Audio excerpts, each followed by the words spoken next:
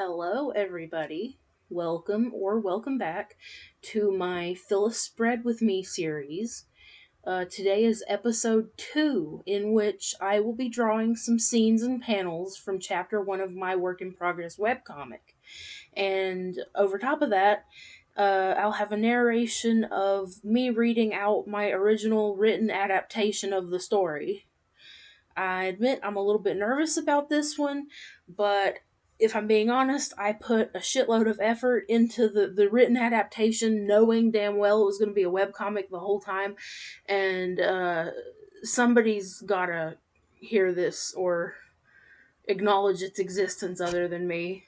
You can tell me how much it sucks. I really don't care. It needs to be someone else's problem too at this point. I can't fucking tell you.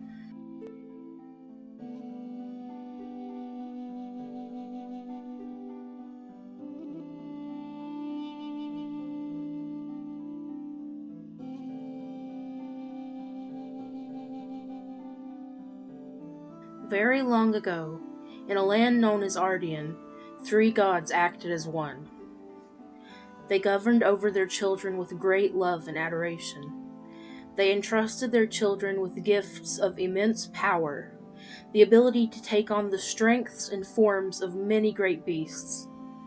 Their children soon succumbed to greed, however, and used these gifts against one another. War pains racked Ardian so deeply as to reach even their god.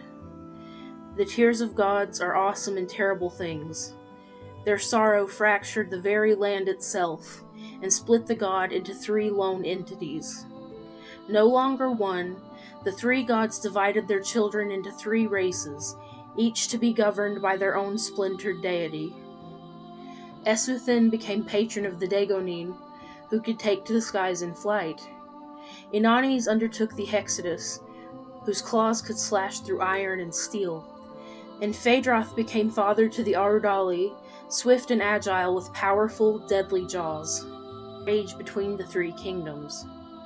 For 200 years, the children of these shattered gods tore one another limb from limb. Long after those who had started the war were gone, a fragile peace was eventually struck between the rulers of the 3 races. This peace settled across the land and lasted for many, many years. Powerful magic users from the 3 kingdoms joined forces in an attempt to mend the land, growing a great enchanted forest within the divide between 2 of the fragments of Ardian. It seemed that true peace was within reach. But the scars of their division ran ever deep, and an unshakable tension loomed always, waiting to boil over.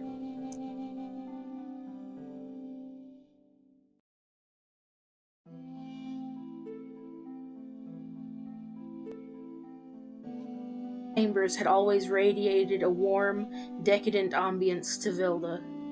Even as a child, she had marveled at the rich amber whorls in the opulent mahogany furniture, the stained glass of the windows, and the ornate friezes of the high, high ceilings.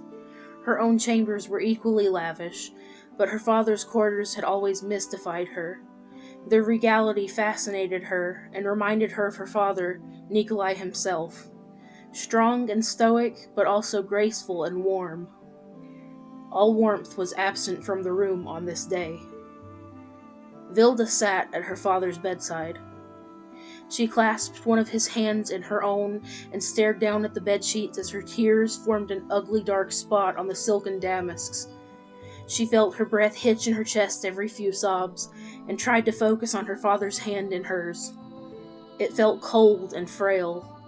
It did nothing to comfort her, and everything to terrify her. She choked out her fears in between stifled sobs, resenting how small and childish she sounded to herself. Do this! I'm not ready to take the throne. I'm not ready to lose you. Nikolai's gaunt, withered face creased, his bushy silver brows coming together at the center of his pale forehead, and his cloudy eyes softened.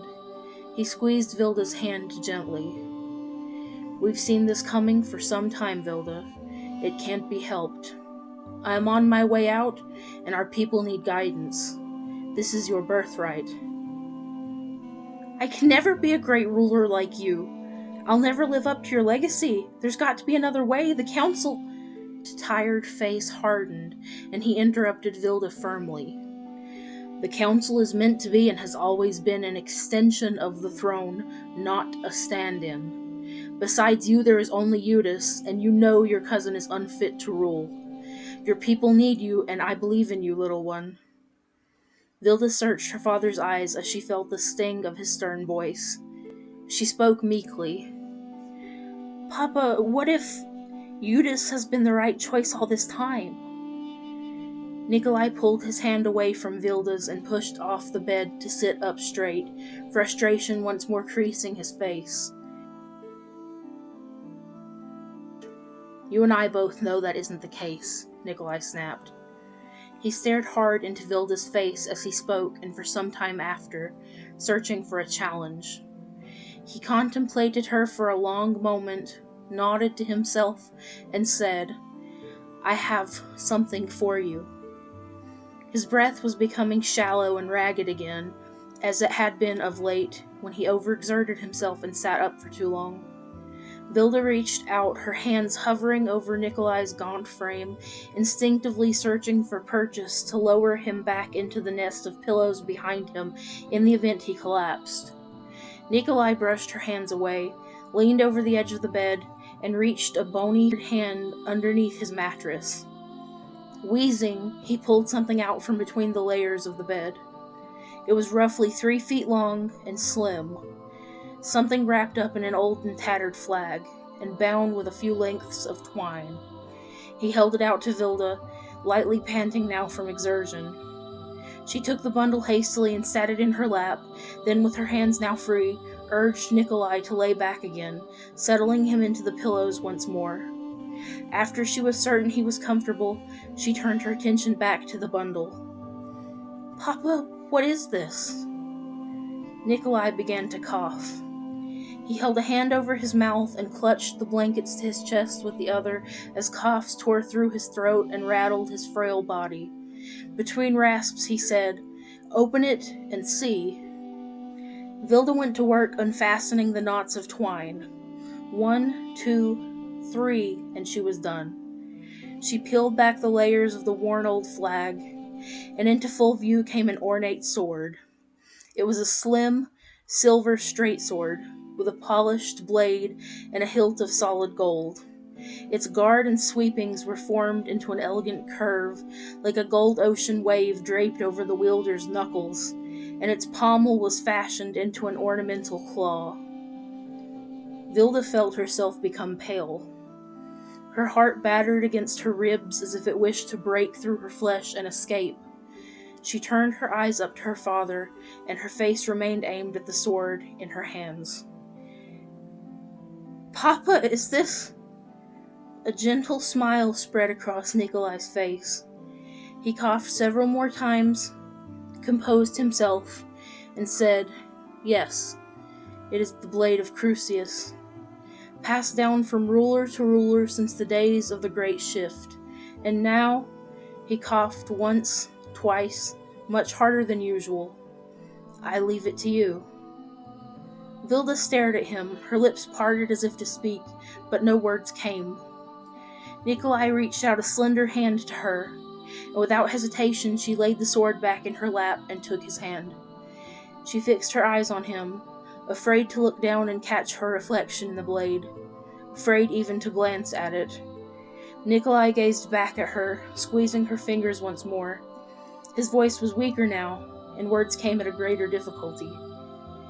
I know you will do what is right. Vilda's gaze darted away from her father's then, towards the stained glass windows of the western side of the room. The sun would begin setting soon, and she felt its warmth filtered through shards of red and gold and sapphire glass falling on her face.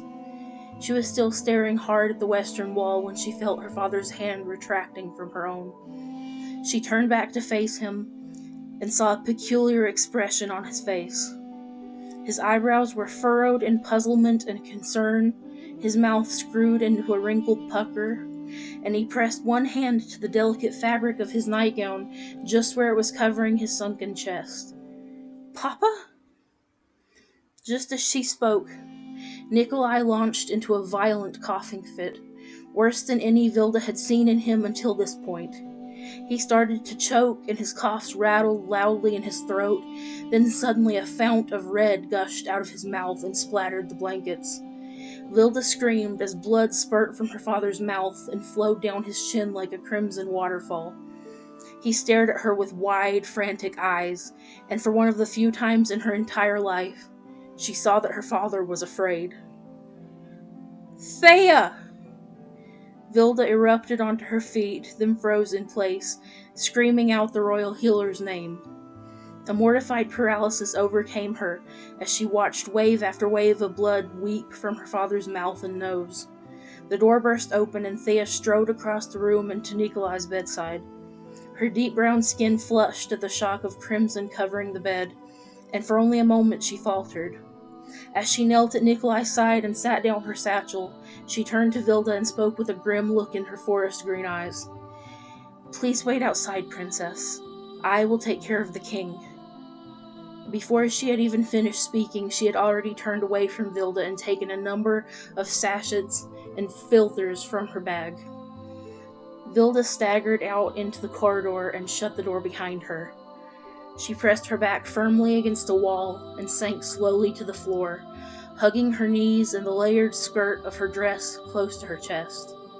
She could faintly hear coughing and Thea's gentle voice through the crack under the solid oak door, and she felt herself flinch with each wet, rasping cough. What felt like hours was merely a few minutes, and the coughing had stopped. The thick oak door creaked slowly open, and Thea stood primly in the doorway, her white doctor's gown stained red with dark blood.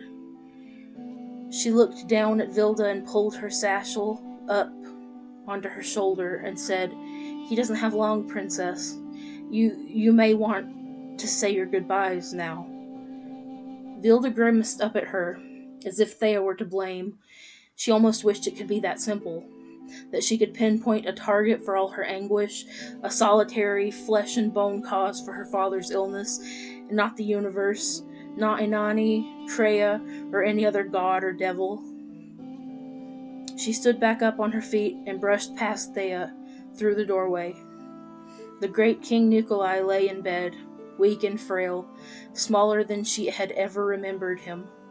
He mumbled an unintelligible greeting to Vilda. Tearfully, she ran to his bedside, kneeling on the floor and burying her face in the blood-sticky blankets. Stifling her tears for a moment, she raised her face to meet her father's gaze and said hoarsely, "I'm so afraid, Papa." Nikolai let out a single, sorrowful, feeble chuckle. "Me too, little one. But I don't believe we have to be."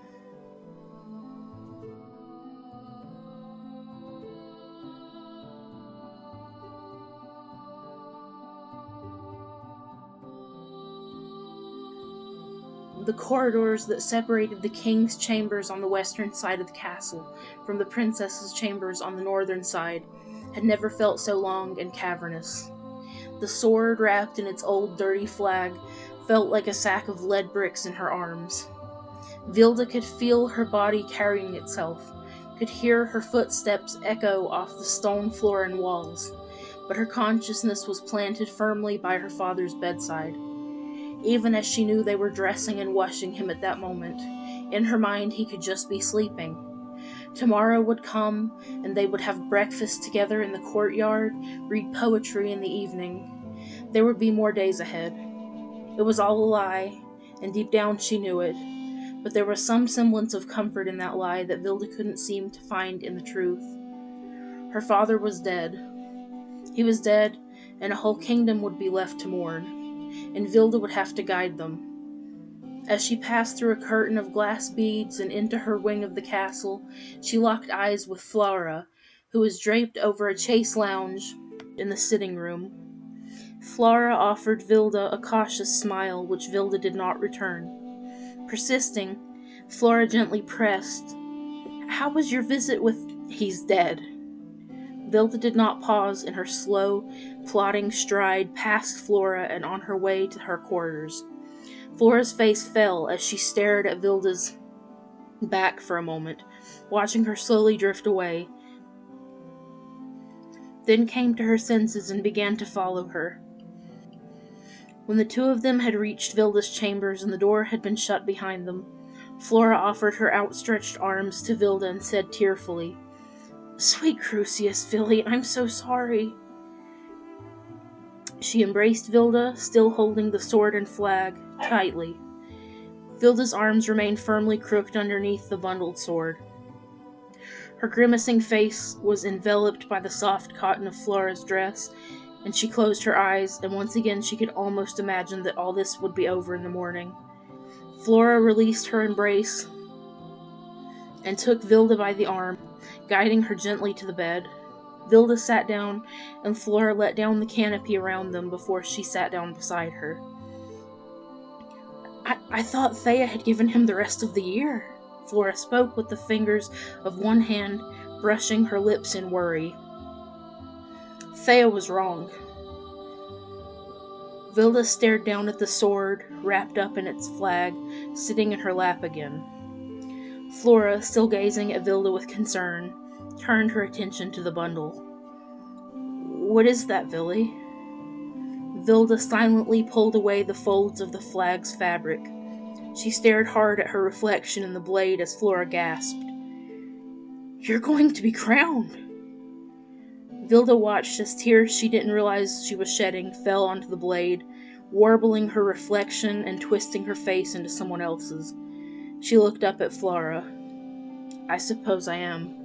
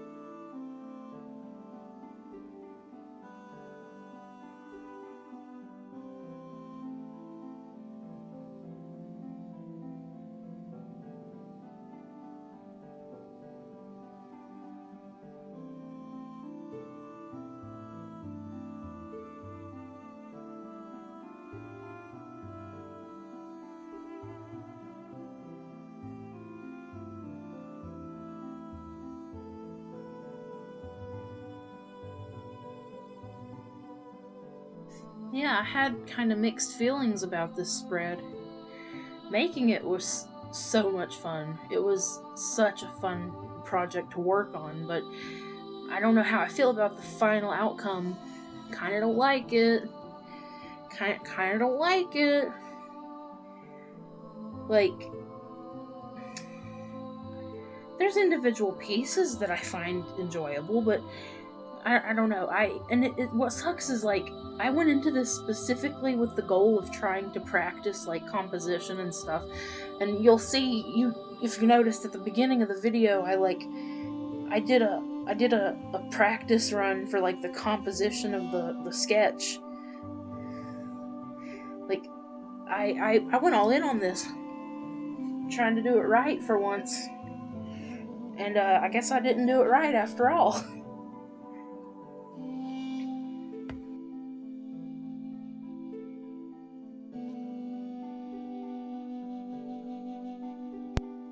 In retrospect, I think my main problem with it is that the colors aren't particularly cohesive, and I kind of went ham and colored every fucking thing on the page, and it's a bit much. Like, I think it's a bit much.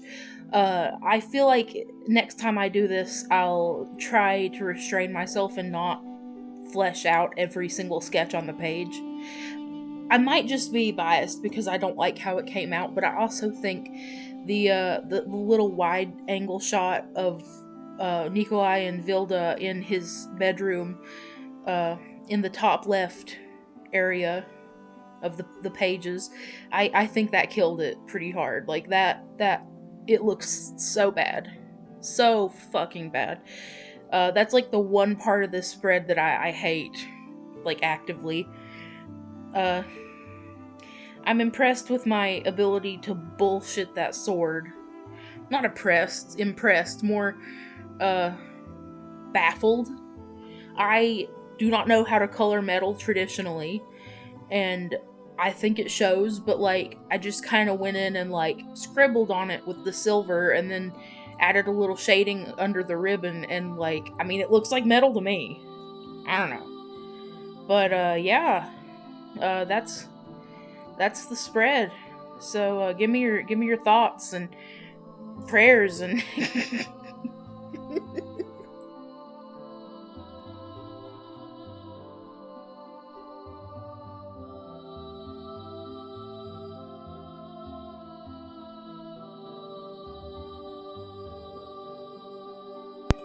like the video, dislike the video, uh, report me to the FBI, subscribe, block me on Twitter, write a call out post, swap me, yeah, interact. Tell me how you feel about it. I'll see y'all next time, and hopefully I will do better.